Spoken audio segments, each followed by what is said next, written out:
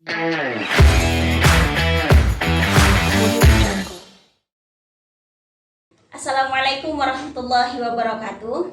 Selamat pagi seluruh penonton channel Pondok Syarifuddin. Semoga selalu diberkahi Allah, mendapat rezeki yang barokah dan dipanjangkan umurnya. Hari ini, pagi ini saya kedatangan tamu istimewa yaitu Neng Mawadatus Sholihah, dan hari ini kita akan berbincang-bincang santai mengenai suatu hal yang menurut saya ini sudah menjadi unek-unek kebanyakan masyarakat saat ini. Assalamualaikum Neng. Waalaikumsalam. Kira-kira kabarnya hari ini bagaimana? Baik, alhamdulillah. Dengar-dengar sekarang sedang ambil liburan Neng ya? Ya, sedang liburan. Kalau misalnya di Mesir itu kegiatannya seperti apa Neng? Apakah full day atau mungkin bagaimana? Banyak sebenarnya itu suka-suka ya, suka-suka. Jadi semua hal, mulai dari hal yang kecil sampai hal besar, mulai dari hal baik sampai hal buruk, sebenarnya semuanya bisa dilakukan gitu ya. Manapun tempatnya kan sebenarnya seperti itu. Biasanya kalau teman-teman nyusun jadwal itu juga tergantung prioritasnya. Ada yang teman-teman itu suka maunya ini fokus sama kuliah gitu ya. Jadi misalkan nanti dari jam pertama sampai jam terakhir kuliah, terus habis itu pulang ke rumah. Jadi apa istilahnya itu biasanya? Kupu-kupu, kuliah pulang, kuliah pulang, kayak gitu. Ada yang kayak gitu. Ada yang sukanya jalan-jalan, ya bisa jadi jalan-jalan. Kebanyakan teman-teman sih yang sepertinya sekarang memang lagi ngehit talaki. Jadi talaki itu kayak apa ya? Beton. Jadi guru baca, murid mendengarkan, kayak gitu. Ada juga teman-teman yang suka kajian, jadi bentuknya diskusi bersama kayak gitu. Jadi membahas suatu isu, terus udah gitu ada tulisan, biasanya kayak gitu juga. Tergantung ikut kajiannya apa, diskursus yang dibahas tergantung dia ikut kajian apa. Jadi gini Neng, kemarin itu sempat ada followers Instagram kita DM, Kak bisa tolong bahas tentang Qosasul Quran nggak? Soalnya saya lihat katanya dia itu, kenapa sih Allah itu mengisi Al-Quran dengan cerita? Kenapa tidak dengan aturan-aturan syariat Islam misalnya seperti itu nih? Kira-kira Qosasul Quran itu seperti apa nih? Oke. Terima kasih gitu ya untuk pertanyaannya. Sebenarnya bukan berarti di Al-Quran itu tidak ada perintah-perintah gitu. Pasti ada perintah-perintah, ada larangan juga gitu. Tapi memang di Al-Quran ada banyak cerita-cerita juga gitu. Nah, di dalam Al-Quran ada banyak cerita yang itu dia punya tujuan tertentu. Dari ceritanya itu bukan hanya sekedar diceritakan tanpa ada pesan moral yang ingin disampaikan. Itu yang pertama dari Qasas Quran itu seperti itu. Selanjutnya, apakah cerita-cerita tadi itu bisa kita ambil kayak gitu? Apakah bisa kita percaya sepenuhnya? Karena sumbernya dari mana nih kayak gitu? Nah, sumber dari Al-Quran pastinya sumber qasasnya Al-Quran yaitu dari Al-Quran itu sendiri. Dan yang seperti kita tahu Al-Quran itu adalah wahyullah kayak gitu. Jadi sumbernya ya udah dari Allah langsung kayak gitu lah. Selanjutnya di dalam pembahasannya cerita-cerita topik yang diangkat dalam Al-Quran itu apa gitu. Nah, di Al-Quran paling awal gitu ya, di cerita di surat Al-Baqarah itu bahas tentang ada cerita penciptaan Nabi Adam tuh. Nabi Adam itu kan gimana Nabi Adam itu mau jadi khalifah fil ard kayak gitu kan, khalifah fil ard. Jadi memang cerita di Al-Qur'an itu adalah tentang manusia dan apa yang tentang seputar manusia gitu. Jadi mulai dari apa yang seharusnya manusia itu ketahui kayak gitu. Terus udah gitu baik itu dari segi yang bisa dilihat atau yang gaib seperti itu, kayak gitu, akidah, syariat seperti itu. Terus apa yang harusnya dilakukan, apa yang harusnya dihindari seperti itu. Terus alam yang ditinggali manusia itu seperti apa kayak gitu. Itu apa ya yang jadi topik dalam kisah-kisah Al-Quran juga seputar tentang hal itu gitu. Nah, tentu saja pertanyaan selanjutnya adalah, jadi tokoh-tokoh yang disebut dalam Al-Quran, terus peristiwa yang disebutkan dalam Al-Quran itu apa, kayak gitu kan. Ada tuh kalau cerita-cerita itu ada cerita-cerita hewan misalkan kayak gitu ya. Kalau di di Al-Quran karena tadi manusia, jadi ya pastinya ceritanya itu manusia, seperti itu, manusia dan alam kayak gitu ya. Terus itu juga berdasarkan sejarah seperti itu. Ya, nah berarti kisah-kisah di Al-Quran itu tidak ada yang tanpa asal muasal gitu ya, Nen? Ya. Pasti ya, memang ada kejadiannya seperti itu. Seperti itu. Tapi bukan berarti Quran itu hanya memaparkan sejarah saja, bukan seperti itu. Bukan berarti juga menafikan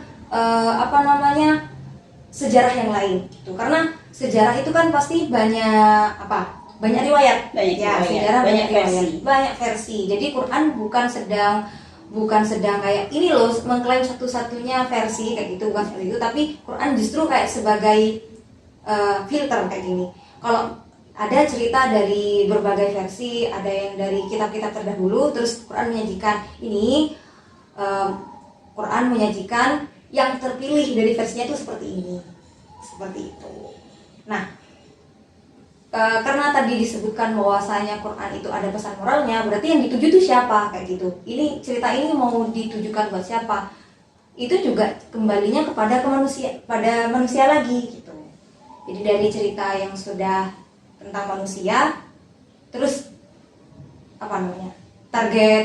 target pendengarnya, objeknya gitu, itu juga manusia gitu, balik ke manusia lagi gitu. Karena kembali tadi ya, manusia sebagai khalifah fil ardh. Berarti tujuan dari Qasas Quran sendiri itu apa nih? Ya tujuan itu maksudnya dibalik cerita itu maksudnya mau apa, Iya. kayak gitu ya.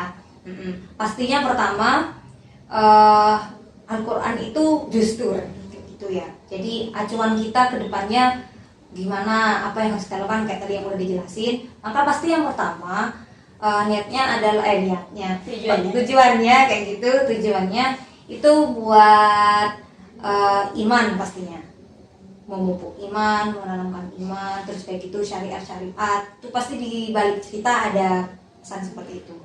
Kemudian selanjutnya belajar dari umat-umat terdahulu kayak gitu. Oh ini loh hal baik yang harusnya dicontoh untuk diikuti, oh ini loh hal buruk yang harusnya dihindari kayak gitu. Nah juga banyak cerita yang isinya itu adalah hiburan buat Nabi. Kok bisa? Kan biasanya kita itu merasa sakit yang paling parah. Sebenarnya sakit yang paling parah itu ketika kita merasa sendiri sebenarnya. Merasa yang paling tersakiti seperti itu biasanya. Paling jadi korban. Paling jadi korban gitu, udah si paling menderita lah kayak gitu. Biasanya itu yang bikin, sebenarnya ketimbang masalahnya, perasaan kita yang seperti itu yang bikin lebih tersiksa kayak gitu. Nah, jadi itu di Quran bilang secara nggak langsung bilang gini, ini loh Nabi Muhammad, nabi-nabi yang lain loh juga merasakan apa yang kamu rasakan. Nah itu makanya jadi hiburan. Jadi hiburan. Kita juga seharusnya kayak gitu, merasa menderita kayak apapun gitu ya. Ketika membacakan, oh bahkan loh cobaan yang saya alami itu tidak seberapa dengan yang dialami oleh para nabi.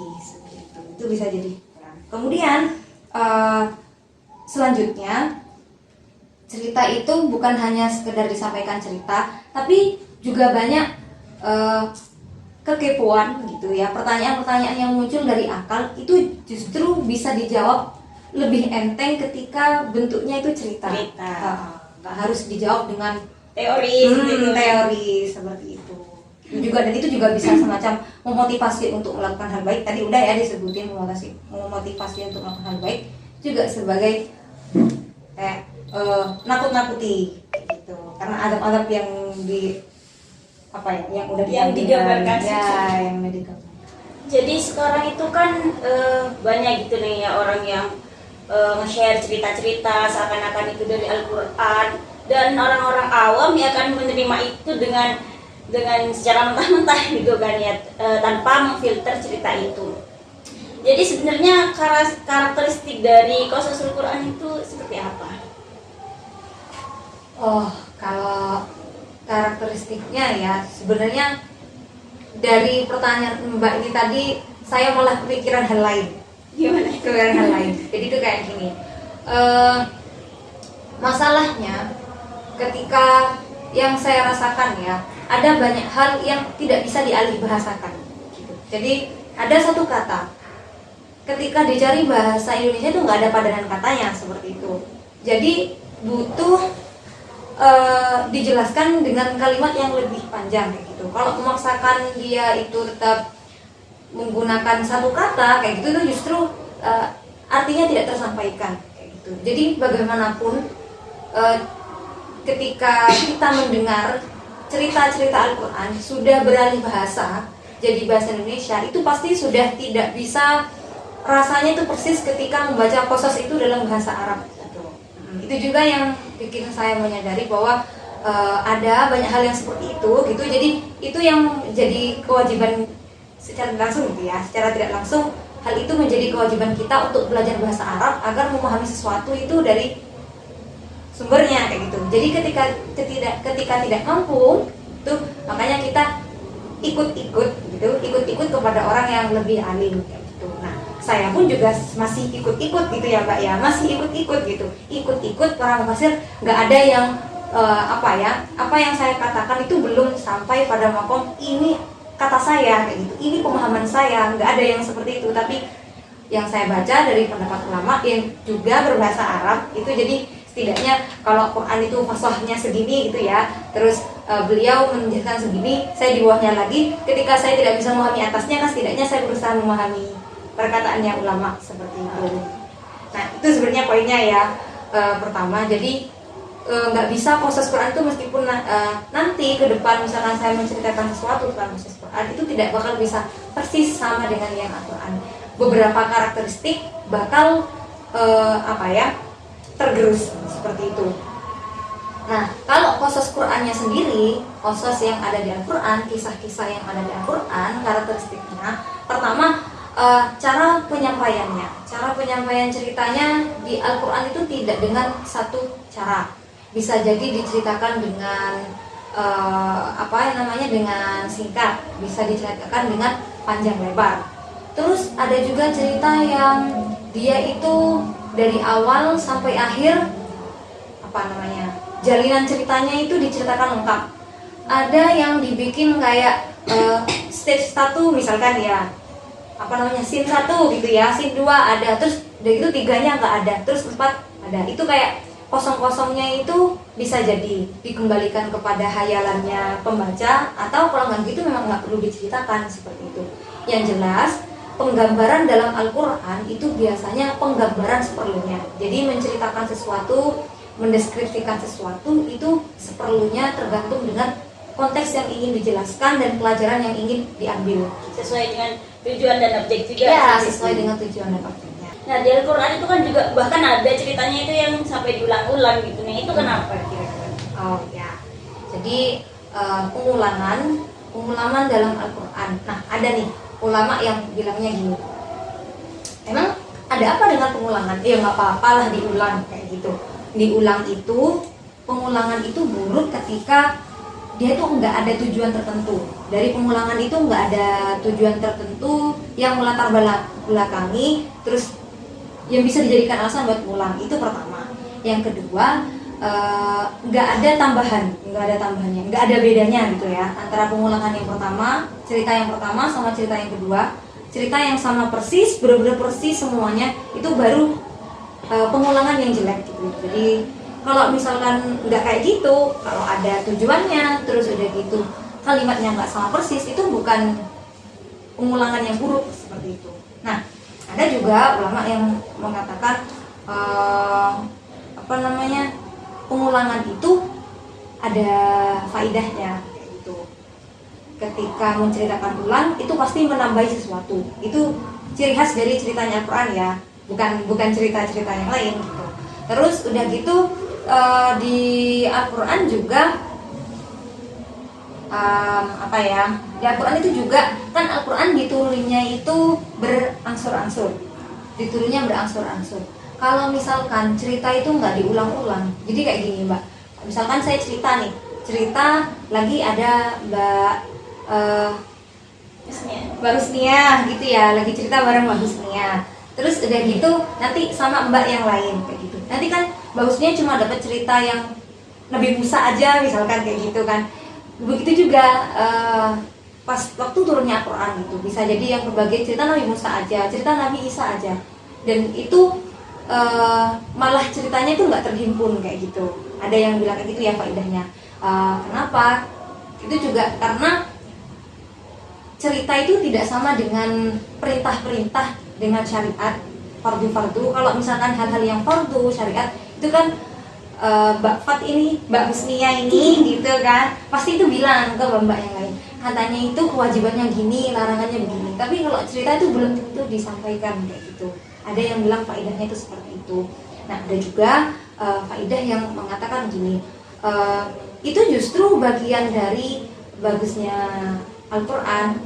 Nah, kalau misalkan satu cerita diceritakan dari awal sampai akhir, terus di satu surat cerita ini sampai selesai, satu surat cerita ini sampai selesai, itu nggak ada bedanya dengan kitab-kitab terdahulu kayak gitu. Nah, makanya itu hanya terjadi pada ceritanya Nabi Yusuf kayak gitu, hanya ada satu cerita, sedangkan cerita yang lain itu nggak terkumpul dalam satu cerita.